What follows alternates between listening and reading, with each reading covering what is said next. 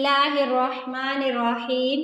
आज की इस वीडियो में हम आपको बताएंगे हज़रत आमना रज़ी अल्लाह ताला अन्हा हुज़ूर नबी करीम सल्लल्लाहु अलैहि वसल्लम की अम्मी जान की वफ़ात का वाक़या, जिसे सुनकर आपकी आंखों से आंसू जारी हो जाएंगे।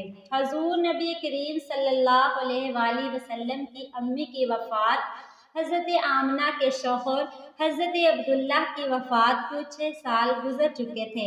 हज़रत आमना अपने शौहर अब्दुल्ला को बहुत याद करती थी और अक्सर रातों में इन्हें याद करके रोया करती थी। लेकिन किस्मत का फैसला कि 6 साल गुजर चुके हैं और अभी तक अपने शौहर की कब्र पर भी जाने का मौका न मिल सका। आखिर बेचैन होकर एक दिन हज़रत आमना ने मदीना जाने का इरादा बना ही लिया और अपने ससुर अब्दुल मुत्तलिब से आकर फरमाया कि बाबा जान, मैं कुछ दिनों के लिए अपने घर मदीना जाना चाहती हूँ, आप इजाज़त दे दें। हज़रत अब्दुल मुत्तलिब ने फरमाया कि ठीक है, चली जाओ। हज़रत आमना ने सफ़र का सामान तैयार किया और अपनी लौंडी उम्मे ऐमन और हमारे हजूर सल्लल्लाहु अलैहि वसल्लम को लेकर एक ऊँटनी से मदीने की तरफ चल पड़ी। उस वक़्त हमारे हजूर सल्लल्लाहु अलैहि वसल्लम की उम्र सिर्फ 6 साल थी। मक्का से मदीना की दूरी 400 किलोमीटर है। उस वक़्त लोगों की आबादी बहुत कम थी। रास्ते में सन्नाटा ही सन्नाटा रहता था। हर तरफ एक वीरानी और वहशत सी महसूस होती थी। लेकिन ये 3 लोगों का काफिला आहिस्ता आहिस्ता मदीने की तरफ बढ़ता जा रहा था। इस काफिले में मर्दों में सिर्फ एक 6 साल का बच्चा था। रास्ते पर हज़रत आमना की आंखों में कभी आंसू बार आते हैं और कभी दिल में एक तड़प उठती है कि आज मैं अपने शौहर अब्दुल्ला की कब्र पर जा रही हूँ। मैं जाकर मदीना में अपने घर वालों से पूछूंगी कि वो क्या मंजर था जब मेरे शौहर अपनी ज़िंदगी की आखिरी सांसें ले रहे थे। इन्हें कैसा दर्द उठता था, वो मुझे क्यों इस बड़ी जवानी में छोड़कर चले गए। मैंने तो अभी अपने शौहर के साथ एक नई ज़िंदगी की शुरुआत की थी। शादी को सिर्फ चंद ही महीने गुजरे थे कि वो मुझे हमेशा के लिए छोड़कर चले गए। आज 6 साल गुजर चुके हैं। मैं इन्हीं की यादों का सहारा बनाकर जिंदगी गुजार रही हूँ। पुरानी यादों का एक तूफान था जो हज़रत आमना के दिल में बरपा था। ऊँटनी की तरफ बढ़ती जा रही थी। 10 दिनों का सफ़र करके हज़रत आमना मदीना पहुँची। घर पहुँचते ही हज़रत आमना ने जैसे ही अपनी अम्मी को 6 साल बाद देखा तो वो शौहर का वो गम जो अभी तक दिल में था उभर कर चेहरे पर आ गया और फिर हज़रत आमना अपनी अम्मी से लिपट कर ज़ोर ज़ोर से रोने लगी। हज़रत आमना के आंसू ही आज सारे घर वालों को इनकी दर्द भरी दास्तान सुना रहे थे कि इस 25 साल की नौजवान लड़की आमना ने इतनी कम उम्र में कैसे कैसे गम बर्दाश्त किए हैं, लेकिन जुबान से एक लफ्ज़ भी ना बोला।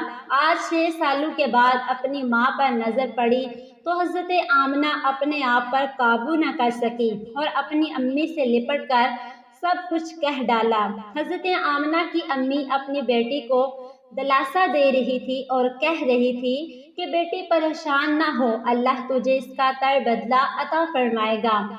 हज़रत आमना की अम्मी ने जब अपने नवासे मोहम्मद सल्लल्लाहु अलैहि वसल्लम को देखा तो बहुत खुश हुई और हर एक के सामने तारीफ़ें करते न थकती कि ज़रा मेरे नवासे को तो देखो, अल्लाह ने इसे कितनी खूबसूरत जवानी अता फरमाई है। दोनों के बाद हज़रत आमना अपने शौहर अब्दुल्ला की कब्र पर पहुंची। कब्र के पास बैठकर बहुत देर तक रोती रही और दिल ही दिल में अपने शौहर से कुछ कह रही थी। शायद वो ये कह रही होंगी कि ए अब्दुल्ला, तुम मुझे इतनी जल्दी छोड़कर क्यों चले गए। मैंने तो तुम्हारे साथ सारी ज़िंदगी गुजारने के सपने देखे थे, लेकिन तुमने तो मुझे ज़िंदगी के सफ़र में अकेला ही छोड़ दिया। मुझे तुम्हारे बगैर बिल्कुल भी अच्छा नहीं लगता।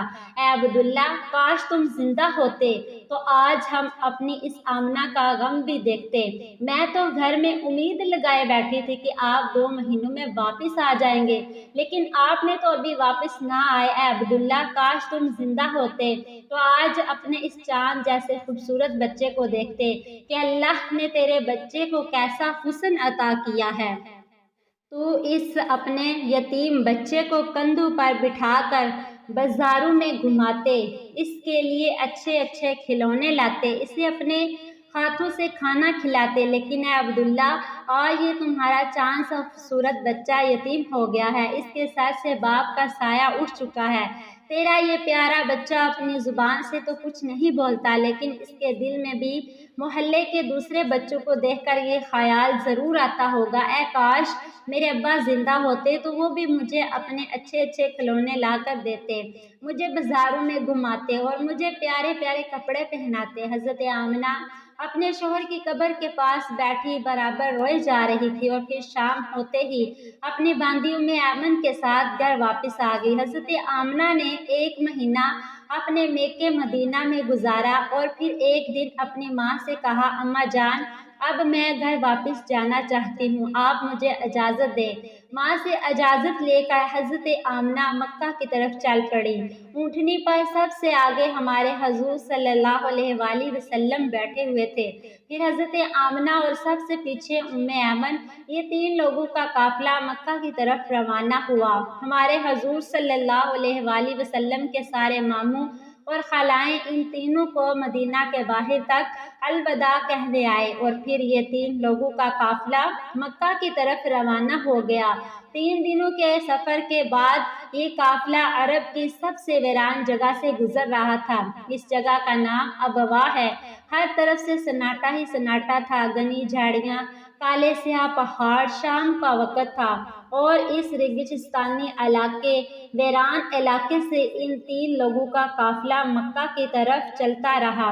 حضرت آمنہ جب سے اپنے شوہر کی قبر سے واپس آئی تھی تو ان کے دل پر بہت گہرا صدمہ لگا تھا، وہ بڑی خاموش رہتی تھی، راستے بھر وہ اندر ہی اندر آنسوؤں کے گھونٹ پی رہی تھی، لیکن اپنے اس معصوم بچے کے سامنے کچھ بھی ظاہر نہیں کر رہی تھی، اور کہیں میرے بچے کو کوئی تکلیف نہ ہو۔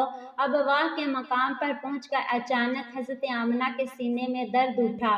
انہوں نے حضرت ایمن کو فوراً بتایا کہ مجھے سینے میں درد ہو رہا ہے۔ حضرت ایمن نے حضرت آمنہ سے کہا، آپ پریشان نہ ہو، میں اونٹنی کو کسی اونچی جگہ پر روکتی ہوں، اور پھر حضرت ایمن اونٹنی کو ایک اونچے ٹھیلے پر لے کر پہنچی۔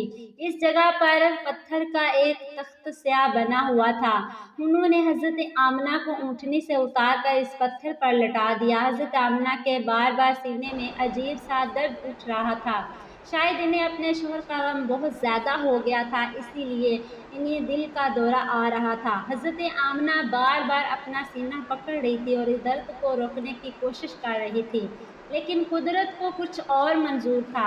ہمارے حضور صلی اللہ علیہ وآلہ وسلم اپنی امی کو گھبرائی ہوئی نگاہوں سے دیکھ رہے تھے، وہ سمجھ نہیں پا رہے تھے کہ میری امی کو کیا ہو رہا ہے۔ حضور صلی اللہ علیہ وآلہ وسلم کی عمر اس وقت 6 سال تھی، آنکھوں میں آنسو بھرے ہوئے تھے، دل گھبرا رہا تھا، اور بار بار ہمارے حضور اپنی امی سے کہہ رہے تھے کہ امی جان، آپ مجھ سے بات کیوں نہیں کر رہی، آپ خاموش کیوں ہو، مجھ سے بات کرو امی۔ حضرت ایمن حضرت آمنہ کے ہاتھ پیر دبا رہی تھی، ان کے سر پر ہاتھ پھیرتے ہوئے کہہ رہی تھی کہ اے آمنہ، ہمت رکھو، تمہیں کچھ نہیں ہوگا، تم بالکل ٹھیک ہو جاؤ گی۔ لیکن حضرت آمنہ سمجھ چکی تھی کہ شاید اب جانے کا وقت آ چکا ہے۔ حضرت آمنہ کی درد کی وجہ سے اپنی بار بار آنکھیں بند کرتی اور کھولتی۔ حضرت آمنہ آنکھیں کھول کر اپنے 6 سال کے بچے کو دیکھتی اور دل ہی دل میں سوچتی کہ اب میرے اس یتیم بچے کا کیا ہوگا، میرے بچے نے اپنے باپ کا سایہ تو دیکھا ہی نہیں، اور اب میں بھی اسے چھوڑ کر جا رہی ہوں، نہ بہن ہے نہ بھائی ہے، میرا بچہ اب کس کے سہارے جیے گا۔ حضرت آمنہ درد کی وجہ سے بار بار اپنی آنکھیں بند کر لیتی، لیکن ہمارے حضور اپنی امی کو ہلاتے اور روتے ہوئے پوچھتے، امی جان، آپ کو کیا ہو رہا ہے؟ شاید ہمارے حضور بھی کچھ سمجھ چکے تھے، لیکن پھر بھی 6 سال کا بچہ کیا جانے کہ اس کی ماں کو کیا ہو رہا ہے۔ آج تک ہمارے حضور نے کسی کو مرتے ہوئے نہیں دیکھا تھا۔ آخر حضرت آمنہ نے موت سے کچھ سیکنڈ پہلے سارا زور لگا کر اپنی آنکھیں کھولی اور اپنے 6 سال کے بچے کے سر پر ہاتھ رکھتے ہوئے کہا، بیٹا پریشان نہ ہونا، اب میں جا رہی ہوں، لیکن ساری دنیا کو ایک ایسا بچہ دے کر جا رہی ہوں جو ساری کائنات کو روشن کرے گا۔ اتنا کہہ کر حضرت آمنہ نے حضور صلی اللہ علیہ وآلہ وسلم کا سر اپنے سینے پر رکھ لیا اور اپنی آنکھیں بند کر لی۔ حضور صلی اللہ علیہ وآلہ وسلم نے محسوس کیا کہ میری امی کی کوئی آواز نہیں آ رہی، تو سر اٹھا کر دیکھا تو حضرت آمنہ کی وفات ہو چکی تھی۔ حضور صلی اللہ علیہ وآلہ وسلم اپنی امی کو ہلا رہے تھے اور کہہ رہے تھے، امی جان اٹھو، مجھ سے بات کرو، میں آپ کے بغیر کہیں نہیں جاؤں گا۔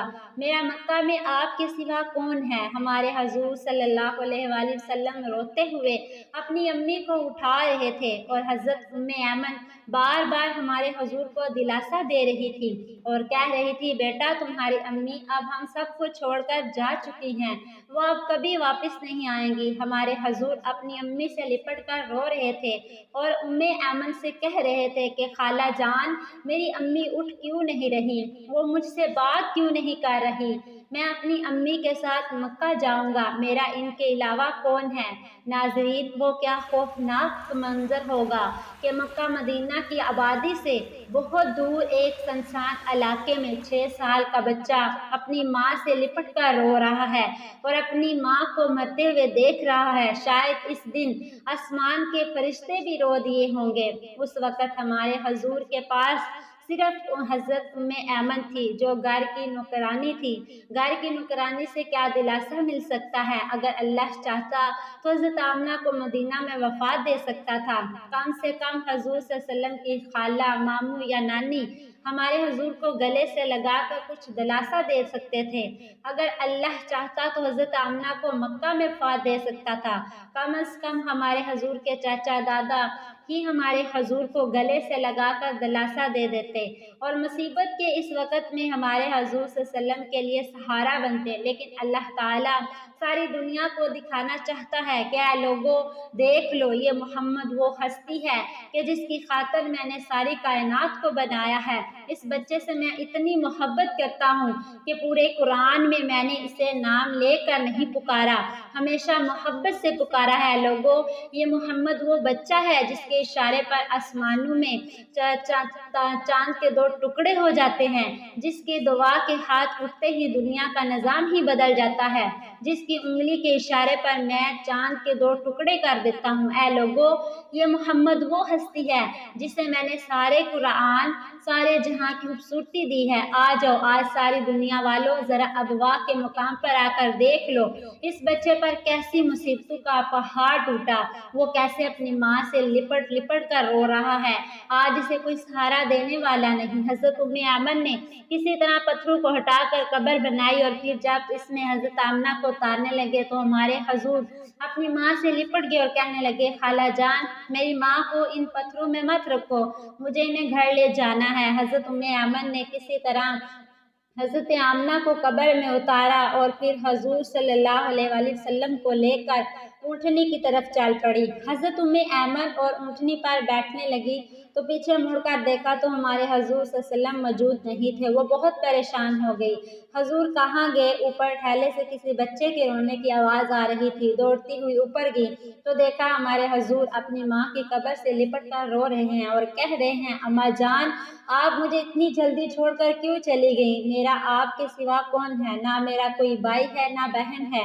اب میں کس کے سہارے زندگی گزاروں گا؟ حضرت ام ایمن نے پیچھے سے حضور صلی اللہ علیہ وسلم کو اٹھایا اور کہا، بیٹا چلو گھر چلتے ہیں۔ ہمارے حضور نے کہا، نہیں میں اپنی امی کے ساتھ جاؤں گا۔ حضرت ام ایمن نے حضور کو اپنی گود میں اٹھا کر اونٹنی پر بٹھایا اور مکہ کی طرف چل دیے۔ ام ایمن فرماتی ہیں، جب حضرت آمنہ کی قبر نظر آتی رہی، ہمارے حضور بار بار اپنی امی کی قبر کو دیکھتے جا رہے تھے اور مجھ سے کہہ رہے تھے، خالہ جان مجھے میری ماں کے پاس لے چلو، میں ان کے بغیر مکہ نہیں جاؤں گا۔ 4 دن کے سفر کے بعد یہ دونوں لوگ مکہ میں پہنچے۔ سارے راستے ہمارے حضور ایک پال کے لیے بھی نہیں سوئے اور برابر روتے رہے۔ حضرت ام ایمن ہمارے حضور صلی اللہ علیہ وسلم کو لے کر مکہ پہنچی تو عبد المطلب نے اونٹنی کی طرف دیکھتے ہوئے پوچھا کہ ام ایمن آمنہ کہاں ہے؟ تم تو 3 لوگ گئے تھے، پھر 2 لوگ کیوں واپس آئے ہو؟ یہ سن کر حضرت ام ایمن رونے لگی اور ہمارے حضور صلی اللہ علیہ وسلم بھی دوڑ کر اپنے دادا سے لپٹ گئے۔ یہ دیکھ کر حضرت عبدالمطلب بھی سمجھ گئے کہ کوئی بری خبر ضرور ہے۔ پھر حضرت ایمن نے سارا قصہ سنایا تو دادا عبدالمطلب کی بھی آنکھوں سے آنسو بہنے لگے اور اپنے پوتے محمد صلی اللہ علیہ وسلم کو گلے سے لگا دیا۔ شاید وہ سوچ رہے ہوں گے کہ میرے پوتے پر اتنی چھوٹی عمر میں کتنی مصیبتیں آ رہی ہیں، باپ کا سایہ تو دیکھا ہی نہیں اور اب ماں بھی چھوڑ کر چلی گئی۔ ہمارے حضور صلی اللہ علیہ وسلم کے سارے چچا پریشان تھے، ہر ایک کا چہرہ اداس تھا اور سب ہمارے حضور صلی اللہ علیہ وسلم کو دیکھتے جا رہے تھے کہ اس معصوم بچے کو بچپن ہی سے کیسے کیسے غموں کا سامنا کرنا پڑ رہا ہے۔ ناظرین، امی کی وفات کے بعد وہ کیا منظر ہوتا ہوگا جب ہمارے حضور صلی اللہ علیہ وآلہ وسلم اپنے گھر میں جاتے ہوں گے اور اپنی امی کے بستر، کپڑے اور ان کی چیزیں دیکھتے ہوں گے تو اس 6 سال کی یتیم بچے پر کیا گزر رہی ہوگی۔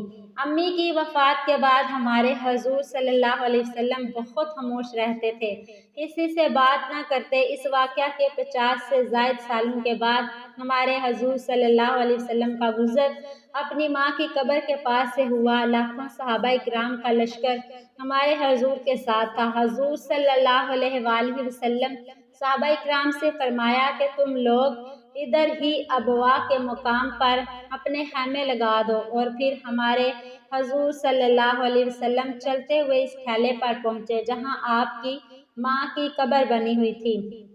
اس وقت ہمارے حضور صلی اللہ علیہ وسلم اپنی ماں کی قبر سے لپٹ کر ایسا روئے تھے کہ صحابہ کرام بھی اپنے آنسو نہ روک سکے۔